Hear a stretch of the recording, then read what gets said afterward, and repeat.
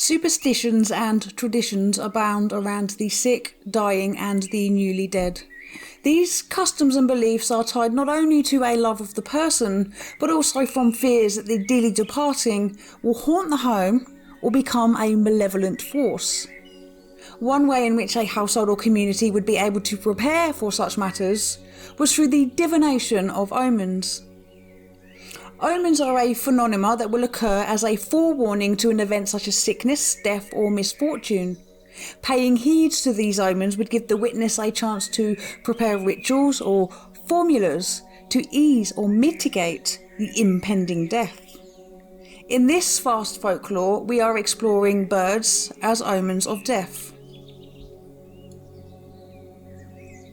Birds are a feature in death lore.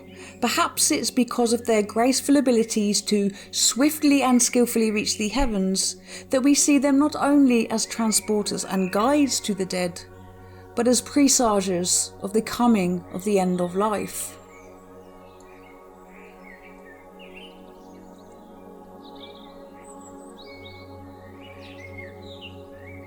From night's Plutonian shore comes the harsh cry of "Corpse! Corpse!" striking fear into the hearts of those who hear the crowing of a raven. To see these darkly feathered creatures perched upon your roof or flying around your home is bad news for the household, for they know then that death is soon to come. Pliny the Elder wrote in his book A Natural History that ravens were the worst sort of omen, because their cries resembled the choking sounds of the dying. Crows are also heralds of doom. In the southeast of England, to hear a crow caw 3 times is a bad omen, as it is in Appalachian mythology. In Celtic mythology, seeing 3 crows is a sign that the Celtic deity Morrigan, who is the goddess of war and death, is coming to pay a visit. And you are no safer in sleep than in the waking world, for to dream of a crow or a raven is also a mortal no-no. Last, but not least in the Corvid family, to hear the jackdaw volley its harsh cry down your chimney, or to see a magpie tapping at a window, is a sure sign of impending doom.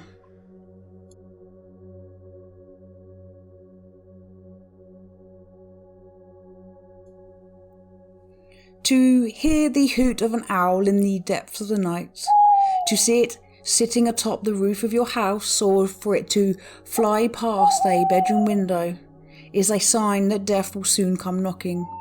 If an owl hoots above your head, it means a close friend is soon to pass. To ward off the effects of this omen, the ancient Romans would nail a dead owl to their door.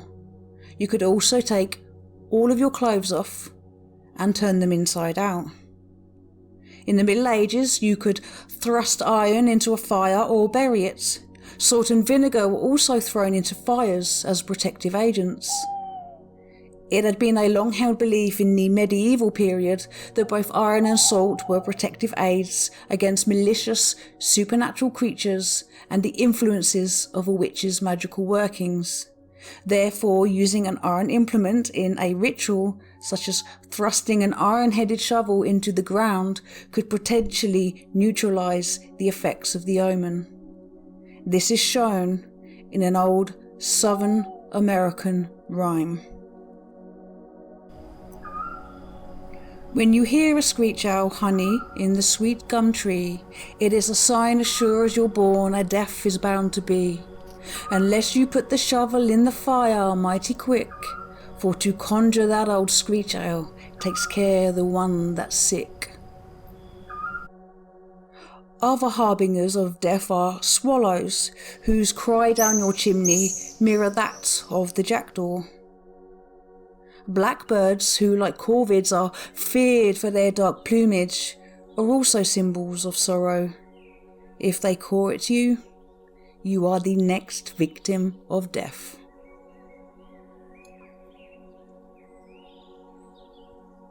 A story from Devonshire tells of one such omen that comes in the form of a crisis apparition.